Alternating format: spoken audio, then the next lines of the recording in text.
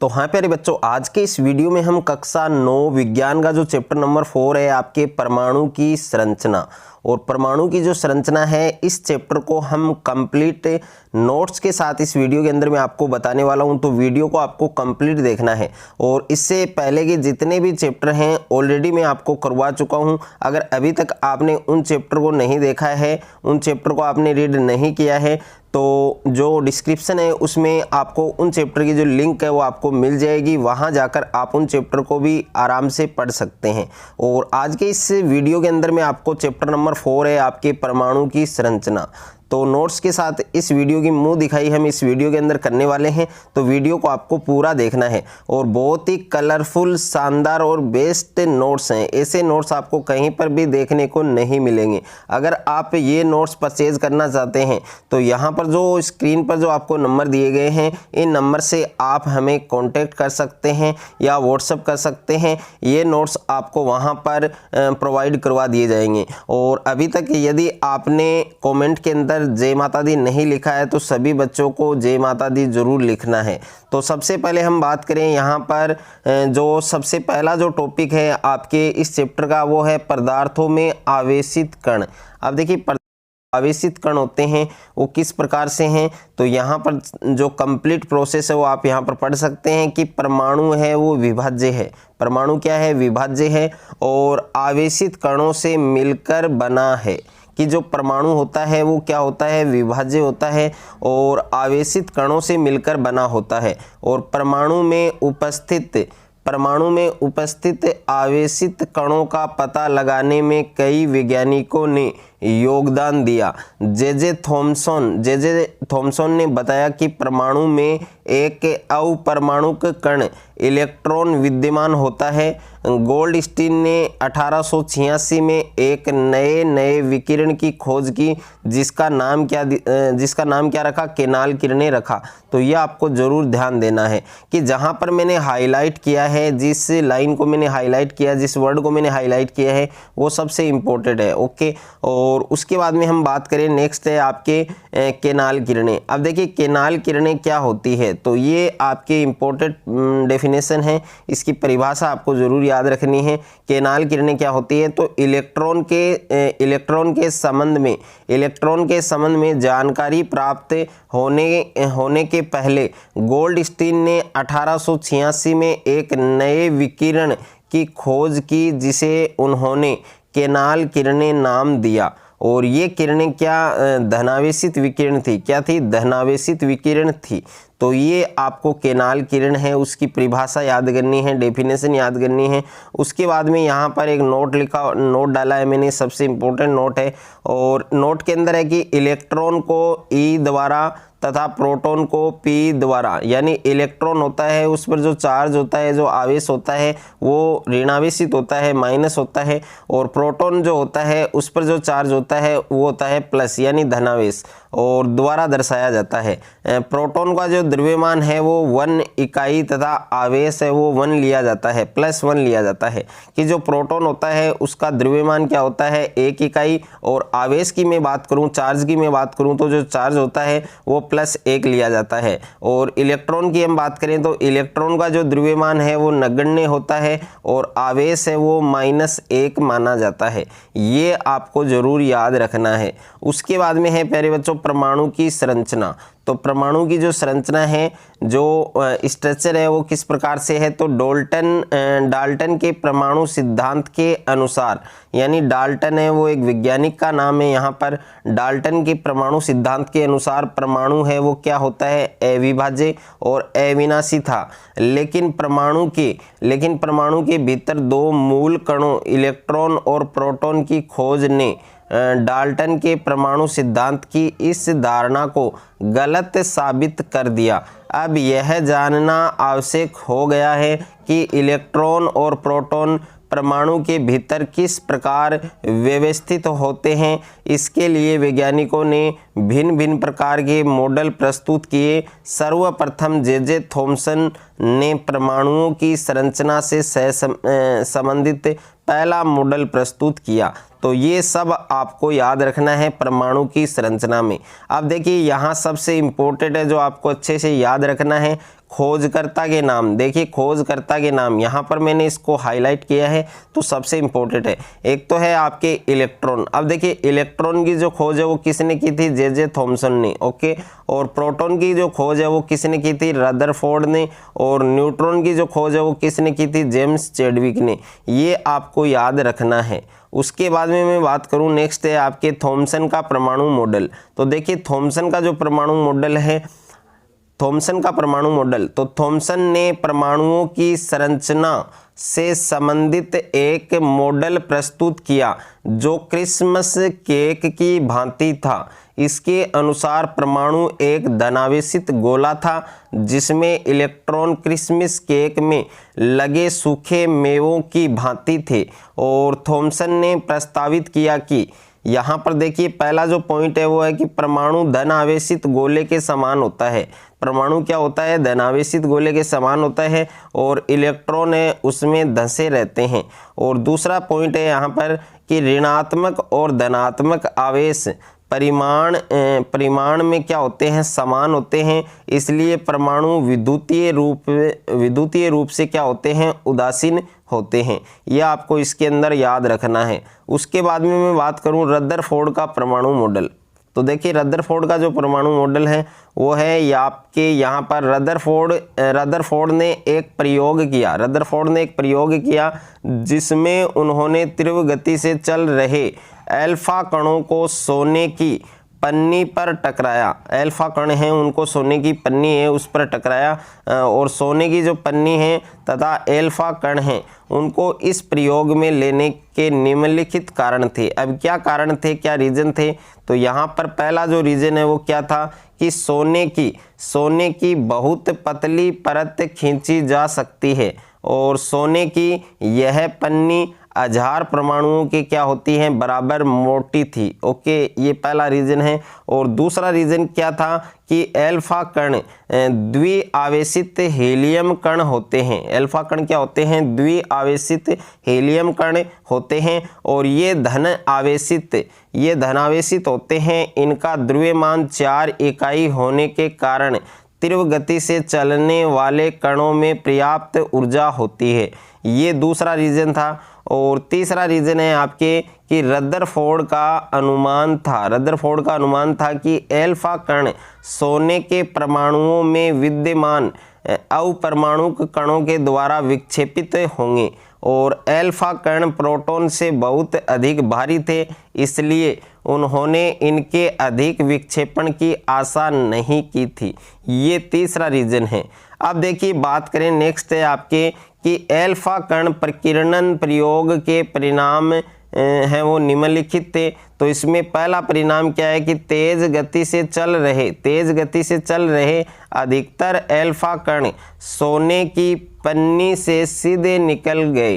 कि तेज गति से चल रहे अधिकतर जो अल्फा कण हैं वो सोने की पन्नी से क्या हो गए? सीधे निकल गए। और दूसरा कारण है वो क्या था? दूसरा जो परिणाम है वो क्या था कि कुछ अल्फा कण पन्नी के द्वारा बहुत छोटे कोण से विक्षेपित हुए। और तीसरा परिणाम है कि आश्चर्यजनक रूप से प्रत्येक 12,000 कणों में से एक कण वापस आ गया। तो ये इनके परिणाम थे। अब हम बात करें निष्कर्ष की कि इनके क्या निष्कर्ष निकले। तो यहाँ पर पहला जो निष्कर्ष है वो है आपके कि परमाणु के भीतर का अधिकतर भाग है वो खाली है, क्योंकि अधिकतर अल्फा कण बिना विक्षेपित हुए सोने की पन्नी से बाहर निकल जाते हैं। यह आपके दूसरा जो आपके निष्कर्ष है वो क्या यहाँ पर प्राप्त हुआ था कि बहुत कम कण अपने मार्ग से विक्षेपित होते हैं, जिससे यह ज्ञात होता है कि परमाणु में धनावेशित भाग है वो बहुत कम है। परमाणु में धनावेशित भाग क्या है? बहुत ही कम है। और तीसरा रीजन है आपके कि बहुत कम अल्फा कण 180 डिग्री पर विक्षेपित हुए थे, जिससे यह संकेत मिलता है कि सोने के परमाणु का पूर्ण धनावेशित भाग और द्रव्यमान परमाणु के भीतर बहुत कम आयतन में सीमित है। और उसके बाद में मैं बात करूं नोट की, तो यहाँ पर इम्पोर्टेंट नोट है आपके कि प्राप्त आंकड़ों के आधार पर उन्होंने यह निष्कर्ष निकाला कि नाभिक की त्रिज्या, नाभिक की जो त्रिज्या है वो परमाणु की त्रिज्या से 10 की पावर 5 गुना छोटी होती है। कि प्राप्त आंकड़ों के आधार पर हम ये निष्कर्ष निकाल सकते हैं, उन्होंने ये निष्कर्ष निकाला कि जो नाभिक की रेडियस है, जो नाभिक की त्रिज्या है, वो एटम की त्रिज्या यानी एटम रेडियस ऑफ एटम, परमाणु की जो त्रिज्या है उससे 10 की पावर 5 यानी 10 की घात 5 गुणा क्या होती है, छोटी होती है। और अपने प्रयोगों के आधार पर रदरफोर्ड ने परमाणु का जो नाभिकीय मॉडल है वो प्रस्तुत किया, जिसके निम्नलिखित लक्षण थे। तो इसमें पहला लक्षण क्या था कि परमाणु का जो केंद्र है, इसमें पहला लक्षण था कि परमाणु का जो केंद्र है वो धनावेशित होता है। परमाणु का केंद्र कैसा होता है, धनावेशित होता है, जिसे नाभिक कहा जाता है। कि परमाणु का जो केंद्र है वो धनावेशित होता है, जिसे नाभिक कहा जाता है। और एक परमाणु का लगभग संपूर्ण द्रव्यमान नाभिक में होता है। कि एक परमाणु है उसका लगभग जो संपूर्ण द्रव्यमान है वो किस में होता है, नाभिक में होता है। दूसरा पॉइंट है आपके कि इलेक्ट्रॉन नाभिक के चारों ओर निश्चित कक्षाओं में चक्कर लगाते हैं। कि इलेक्ट्रॉन है वो नाभिक के चारों ओर निश्चित कक्षाओं में क्या लगाते हैं, चक्कर लगाते हैं। और तीसरा पॉइंट है आपके कि नाभिक का आकार परमाणु के आकार की तुलना में काफ़ी कम होता है। कि नाभिक का जो आकार होता है, जो साइज होता है, वो परमाणु के आकार की तुलना में यानी परमाणु के साइज की तुलना में बहुत ही कम होता है, यह आपको ध्यान रखना है। उसके बाद में है रदरफोर्ड के परमाणु मॉडल की कमियां। तो देखिए रदरफोर्ड का जो परमाणु मॉडल था उसकी क्या क्या कमियां निकली, क्या क्या कमियां हुई, तो वो कमियां आप यहाँ पर देख सकते हैं कि रदरफोर्ड का परमाणु मॉडल परमाणु के स्थायित्व की व्याख्या नहीं करता है। और यहाँ पर पॉइंट नंबर 1 है आपके कि इलेक्ट्रॉन ऋणावेशित होता है। इलेक्ट्रॉन क्या होता है, ऋणावेशित होता है। अतः नाभिक के चारों ओर चक्कर लगाने पर विद्युत चुंबकीय विकिरणें उत्सर्जित होंगी, जिससे ऊर्जा की क्या होती है, अक्षति होती है, हानि होती है। तथा इलेक्ट्रॉन की गति है वो कम हो जाएगी। जो इलेक्ट्रॉन है उनकी गति भी क्या हो जाएगी, कम होती जाएगी। और अनंत में इलेक्ट्रॉन है वो नाभिक में गिर जाएगा। अनंत में क्या होगा, जो इलेक्ट्रॉन है वो किस में गिर जाएगा, नाभिक में गिर जाएगा। इस प्रकार यह संरचना स्थायी नहीं है। और उसके बाद में दूसरा पॉइंट है आपके कि रदरफोर्ड ने कक्षाओं में घूमने वाले इलेक्ट्रॉनों की संख्या है वो निश्चित नहीं की।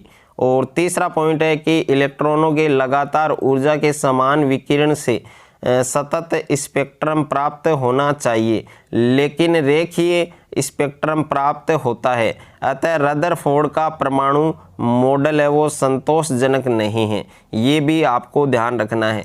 उसके बाद में है बोर का परमाणविक मॉडल। अब देखिए बोर का जो परमाणविक मॉडल है वो क्या है, तो इसमें आप देख सकते हैं कि नील्स बोर ने रदरफोर्ड के परमाणु मॉडल की कमियों को दूर करने के लिए मैक्स प्लांक के क्वांटम सिद्धांत के आधार पर निम्नलिखित सुझाव दिए। इसमें पहला सुझाव है वो क्या दिया था कि परमाणु के नाभिक के चारों ओर अनेक वर्ताकार कक्षाएं होती हैं, जिनको कोश या ऊर्जा स्तर कहते हैं। और दूसरा सुझाव क्या दिया था कि चूंकि प्रत्येक कोश की ऊर्जा है वो निश्चित होती है, प्रत्येक कोश की जो ऊर्जा है वो क्या होती है, निश्चित होती है। इनको स्थिर कक्षाएं भी कहते हैं, ये भी आपको ध्यान रखना है। उसके बाद में है बोर के परमाणु मॉडल के दोष। अब देखिए बोर के परमाणु मॉडल की क्या क्या दोष हैं, तो इसमें पहला दोष है कि बोर का परमाणु मॉडल एक इलेक्ट्रॉन वाले परमाणु तथा आयनों की रचना को ही समझा सका, जैसे H परमाणु यानी हाइड्रोजन परमाणु और हीलियम आयन और लिथियम आयन। और एक से अधिक इलेक्ट्रॉन वाले परमाणुओं व आयनों के स्पेक्ट्रम की व्याख्या करने में यह असफल रहा। और दूसरा पॉइंट है आपके कि बोर का सिद्धांत हाइड्रोजन स्पेक्ट्रम की सूक्ष्म रेखाओं की व्याख्या करने में भी क्या रहा, असफल रहा। ये पॉइंट भी आपको क्लियर करना है। और उसके बाद में है न्यूट्रॉन। तो देखिए नेक्स्ट जो टॉपिक है वो है आपके न्यूट्रॉन। अब न्यूट्रॉन क्या है कि न्यूट्रॉन की जो खोज है वो किसने की थी, जेम्स चैडविक ने की थी। और न्यूट्रॉन परमाणु नाभिक में पाए जाने वाला एक उदासीन कण है और सामान्य हाइड्रोजन परमाणु जिसमें कोई न्यूट्रॉन नहीं होता के अंतरिक्ष के अलावा सभी तत्वों के परमाणुओं में न्यूट्रॉन होते हैं। और न्यूट्रॉन को n से दर्शाया जाता है। न्यूट्रॉन को किससे दर्शाया जाता है, n से दर्शाया जाता है। और परमाणु के जो तीन अपरमाणु कण हैं जैसे इलेक्ट्रॉन हैं, प्रोटॉन हैं और न्यूट्रॉन हैं। और उसके बाद में परमाणु के 3 अपरमाणु कणों के नाम बताओ, तो उसमें एक इलेक्ट्रॉन है, दूसरा प्रोटॉन है और तीसरा न्यूट्रॉन है। ओके, ये आपको ध्यान रखना है। उसके बाद में नेक्स्ट है आपके कि विभिन्न कक्षाओं में इलेक्ट्रॉन कैसे वितरित होते हैं। तो विभिन्न जो कक्षाएं हैं उनमें इलेक्ट्रॉन है वो कैसे वितरित होते हैं। तो परमाणु में इलेक्ट्रॉन नाभिक के चारों ओर विभिन्न कक्षाओं में घूमते रहते हैं और किसी परमाणु के सभी इलेक्ट्रॉनों को उसके विभिन्न कोषों में प्रदर्शित करना तत्व का सरल इलेक्ट्रॉनिक विन्यास कहलाता है। कि परमाणु में इलेक्ट्रॉन है वो नाभिक के चारों ओर विभिन्न कक्षाओं में क्या करते रहते हैं, घूमते रहते हैं और किसी परमाणु के सभी इलेक्ट्रॉनों को उसके विभिन्न कोषों में प्रदर्शित करना तत्व का सरल इलेक्ट्रॉनिक विन्यास है वो कहलाता है। और उसके बाद में है बोर-बेरी का नियम। तो बोर-बेरी नियम है, ये काफ़ी इम्पोर्टेंट है। और इस नियम के अनुसार किसी ऊर्जा स्तर या कोष में इलेक्ट्रॉनों की अधिकतम संख्या क्या होती है, 2n² होती है। कि किसी कोष में इलेक्ट्रॉनों की अधिकतम संख्या ज्ञात करने के लिए अपन कौन सा सूत्र यूज करते हैं, 2n², जहां n क्या है, कोषों की संख्या है। यह आपको ध्यान रखना है। और यहाँ पर मैं बात करूँ k कोष, तो देखिए आपके 4 कोष होते हैं, k, l और m और n। यहाँ पर k कोष होता है उसमें मुख्य क्वांटम संख्या 1 होती है। और अगर मैं इलेक्ट्रॉनों की अधिकतम संख्या की बात करूँ तो 2। ओके। और L कोष है उसमें मुख्य क्वांटम संख्याएं यानी n है वो 2 होता है। और इलेक्ट्रॉनों की बात करूं तो 8 अधिकतम संख्या। और M कोष है उसमें कितने होते हैं, 3। जो मुख्य क्वांटम संख्या है उसकी संख्या होती है आपके 3 और इलेक्ट्रॉनों की अधिकतम संख्या कितनी होती है, 18। और उसके बाद में n है, तो n जो कोष होता है उसमें मुख्य क्वांटम संख्या है वो 4 होती है और इलेक्ट्रॉनों की अधिकतम संख्या है वो कितनी होती है, 32 यानी 32 होती है। उसके बाद में देखिए नेक्स्ट हम बात करें यहाँ पर, तो किसी परमाणु के बाह्य कोष में अधिकतम इलेक्ट्रॉनों की संख्या 8 होती है। किसी परमाणु के बाह्य कोष में अधिकतम इलेक्ट्रॉनों की संख्या कितनी होती है, 8, तथा उससे पहले कक्ष में अधिकतम 18 इलेक्ट्रॉन रह सकते हैं।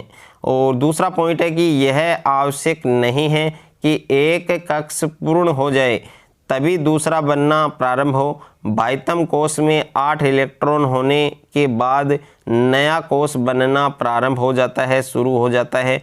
और उसके बाद में नेक्स्ट है आपके कि बाह्यतम कोष में 2 से अधिक तथा इससे पहले कोष में 9 से अधिक इलेक्ट्रॉन नहीं रह सकते तब तक कि अंदर के शेष सभी कोषों में नियम फर्स्ट के अनुसार इलेक्ट्रॉन न हो। ओके। उसके बाद में हम बात करें वैलेंसी यानी संयोजकता। देखिए संयोजकता क्या होती है, तो संयोजकता है वो परमाणु के बाह्यतम कोष में इलेक्ट्रॉनों की अधिकतम संख्या संयोजकता कहलाती है। परमाणु के बाह्यतम कोष में जो संख्या इलेक्ट्रॉनों की होती है उसको अपन क्या कहते हैं, संयोजकता कहते हैं, वैलेंसी कहते हैं। और तत्वों की संयोजकता उनके इलेक्ट्रॉनिक विन्यास से निम्न नियमों के आधार पर की जा सकती है। इसमें पहला नियम क्या है कि जिन तत्वों के सभी कोष पूर्ण होते हैं उनकी संयोजकता है वो 0 होती है। उदाहरण के लिए मैं बात करूं निष्क्रिय गैस, यानी जितनी भी आपके नोबल गैस हैं, उत्कृष्ट गैस हैं, निष्क्रिय गैसें हैं, जैसे हीलियम है, नियोन है, आर्गन है, क्रिप्टॉन है, जिनोन है, इनकी जो वैलेंसी होती है वो 0 होती है। और हीलियम के बाह्य कोष में 2 तथा अन्य सभी निष्क्रिय गैसों के बाह्य कोश में 8 इलेक्ट्रॉन होते हैं। ये आपको ध्यान रखना है। और उसके बाद में दूसरा जो रूल है, दूसरा जो नियम है वो क्या है कि इलेक्ट्रॉन एक कक्षा से दूसरी कक्षा में जा सकता है। जब इलेक्ट्रॉन ऐसा करता है तब ऊर्जा अवशोषित अथवा उत्सर्जित होती है। यदि इलेक्ट्रॉन उच्च ऊर्जा स्तर से निम्न ऊर्जा स्तर में जाता है तो ऊर्जा उत्सर्जित होती है। जब इलेक्ट्रॉन निम्न ऊर्जा से उच्च ऊर्जा स्तर में जाता है तो ऊर्जा अवशोषित होती है और यह ऊर्जा दोनों ऊर्जा स्तरों के अंदर के बराबर होती है। यहाँ पर मैं बात करूँ डेल्टा ई बराबर E2 माइनस E1 बराबर HV। ओके, यहाँ पर हम सभी के मान की बात करेंगे तो यहाँ पर H क्या है आपके फ्लांक नियतांक या फ्लांक स्थिरांक, और V क्या है यहाँ पर उत्सर्जित अथवा अवशोषित विकिरण की आवृत्ति। और यहाँ पर E2 की मैं बात करूँ तो E2 है आपके उच्च ऊर्जा स्तर की ऊर्जा और E1 है आपके निम्न ऊर्जा स्तर की ऊर्जा। ओके, और उसके बाद में नेक्स्ट है आपके कि इलेक्ट्रॉन केवल उसी कक्षा में घूम सकता है जिसमें घूमने पर उसका कोणीय संवेग NH/2 पाई का क्या होता है, पूर्ण गुणज होता है। और MVR बराबर NH/2 पाई। यहाँ पर M क्या है इलेक्ट्रॉन का द्रव्यमान और V है इलेक्ट्रॉन का वेग और R है त्रिज्या, और जहाँ N क्या है उस कक्ष की संख्या जिसमें वह स्थित है। और यहाँ पर नोट लिखा हुआ है N को मुख्य क्वांटम संख्या भी कहते हैं। N क्या है मुख्य क्वांटम संख्या होती है और इसका जो मान है वो 1 2 3 4 5 अपन अनंत तक रह सकते हैं और इन्हें हम K L M N आदि से भी प्रदर्शित कर सकते हैं। ओके, ये आपको जरूर ध्यान रखना है। उसके बाद में देखिए प्यारे बच्चों आपके नेक्स्ट है जो दूसरा पॉइंट है कि अपूर्ण बाह्य कोश वाले तत्वों की संयोजकता बाह्य कोश में उपस्थित इलेक्ट्रॉनों की संख्या n पर निर्भर करती है। और बाह्य कोश में 1 2 अथवा 3 इलेक्ट्रॉन वाले तत्वों की जो संयोजकता है वो क्रमशः 1 2 अथवा 3 होती है। और बाह्य कोश में 4 से 7 इलेक्ट्रॉन वाले तत्वों की जो संयोजकता है वो 8 n होती है, जहां n मुख्य क्वांटम संख्या है। उसके बाद में नेक्स्ट है आपके कि संक्रमण तत्वों की संयोजकता उनके बाह्य कोश तथा उससे पहले वाले कोश के इलेक्ट्रॉन पर निर्भर करती है। ये आपको ध्यान देना है। उसके बाद में बच्चों है आपके परमाणु संख्या। अब देखिए परमाणु संख्या क्या होती है, तो किसी तत्व के परमाणु के नाभिक में उपस्थित प्रोटॉन की संख्या उस तत्व की परमाणु संख्या या परमाणु क्रमांक कहलाती है। इसे हम Z से दर्शाते हैं कि किसी तत्व के परमाणु के नाभिक में उपस्थित प्रोटॉन की संख्या उस तत्व की परमाणु संख्या या परमाणु क्रमांक कहलाती है और इसे हम Z से दर्शाते हैं। और यहाँ पर जो नोट लिखा हुआ है इसको आप जरूर पढ़ें। नोट में क्या लिखा हुआ है कि मोजले यहाँ पर प्यारे बच्चों एक वैज्ञानिक का नाम है। मोजले यहाँ पर क्या है, यहाँ पर एक जो आपके मोजले है ये आपके एक नाभिक का नाम है। मोजले आपके यहाँ पर क्या है, एक नाभिक का नाम है। मोजले ने अपने प्रयोगों द्वारा यह निर्धारित किया कि तत्व का मूल लक्षण परमाणु क्रमांक होता है, न कि परमाणु भार। ओके, ये आपको जरूर ध्यान देना है। और उसके बाद में है परमाणु क्रमांक। परमाणु क्रमांक यानी Z बराबर नाभिक में उपस्थित प्रोटॉनों की संख्या और बराबर कक्षाओं में उपस्थित इलेक्ट्रॉनों की संख्या। कि परमाणु क्रमांक वो किसके बराबर होता है, नाभिक में उपस्थित प्रोटॉनों की संख्या वो किसके बराबर होगी प्यारे बच्चों, कक्षाओं में उपस्थित इलेक्ट्रॉनों की संख्या के बराबर होगी। ये आपको ध्यान रखना है। उसके बाद में है द्रव्यमान संख्या। अब देखिए द्रव्यमान जो संख्या है वो क्या होती है कि किसी तत्व के परमाणु नाभिक में उपस्थित प्रोटॉनों तथा न्यूट्रॉनों की कुल संख्या द्रव्यमान संख्या कहलाती है। कि किसी तत्व के परमाणु नाभिक में उपस्थित प्रोटॉनों तथा न्यूट्रॉनों की कुल संख्या द्रव्यमान संख्या कहलाती है। और द्रव्यमान संख्या उसको अपन A से दर्शाते हैं। तो द्रव्यमान संख्या यानी A बराबर प्रोटॉनों की संख्या प्लस न्यूट्रॉनों की संख्या।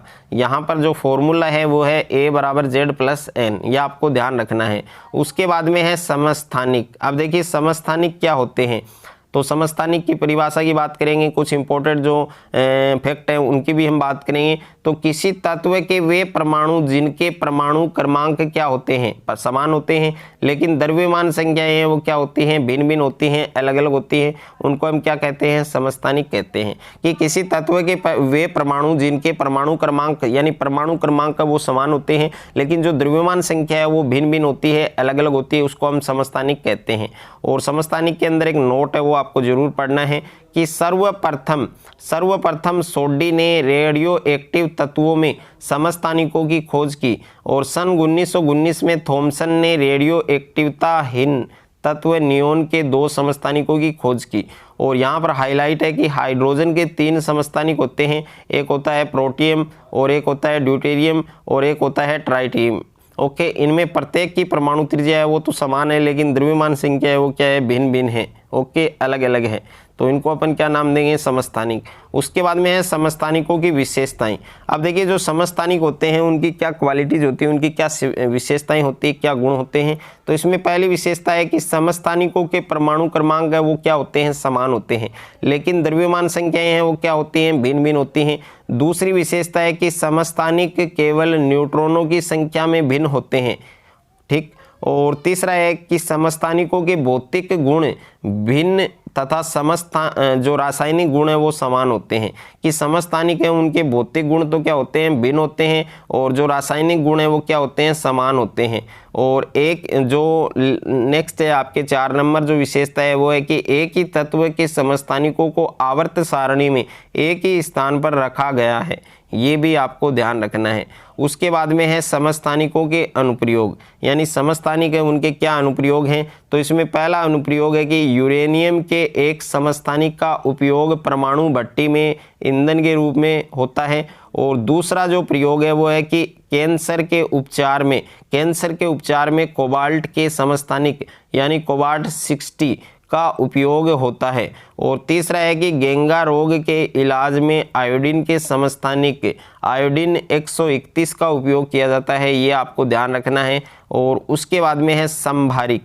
अब देखिए संभारिक क्या होते हैं, संभारिक क्या होते हैं, जिन तत्वों में परमाणुओं के परमाणु भार समान तथा परमाणु क्रमांक असमान होते हैं, यानी परमाणु भार है वो तो समान होते हैं, बराबर होते हैं, लेकिन परमाणु क्रमांक है वो क्या होते हैं, असमान होते हैं, यानी अलग अलग होते हैं, संभारिक कहलाते हैं। और उदाहरण आप देख सकते हैं, एक तो कार्बन है, एक नाइट्रोजन है, और एक सोडियम है, एक मैग्नीशियम है। ओके, और उसके बाद में है संभारिकों की विशेषताएं, यानी जो संभारिक है उनकी क्या क्या विशेषताएं हैं। तो इसमें पहली विशेषता है कि संभारिकों के परमाणु भार है वो समान होने के कारण उनके भौतिक गुण है वो भी क्या होते हैं, समान होते हैं। दूसरी विशेषता है कि संभारिकों में जो प्रोटॉन है उनकी संख्या भिन्न भिन्न होने के कारण परमाणु क्रमांक वो भिन्न भिन्न होते हैं।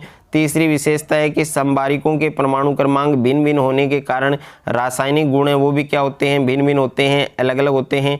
और 4 नंबर विशेषता है कि संभारिकों के परमाणु क्रमांक असमान होने के कारण इन्हें आवर्त सारणी में भिन्न भिन्न स्थानों पर रखा जाता है। तो ये भी आपको अच्छे से ध्यान रखना है। और इसी के साथ आपका जो चैप्टर नंबर 4 है वो कंप्लीट हो चुका है। अगर आपको ये नोट्स अच्छे लगे, अगर आपको मेरे द्वारा जो मैंने आपको समझाया है अगर आपको ये अच्छा लगे तो वीडियो को आप ज़्यादा से ज़्यादा बच्चों के साथ शेयर करें, ज़्यादा से ज़्यादा वीडियो को लाइक करें, और चैनल पर आप नए हैं तो चैनल को आप सब्सक्राइब जरूर करें, साथ में नोटिफिकेशन बेल को प्रेस करें।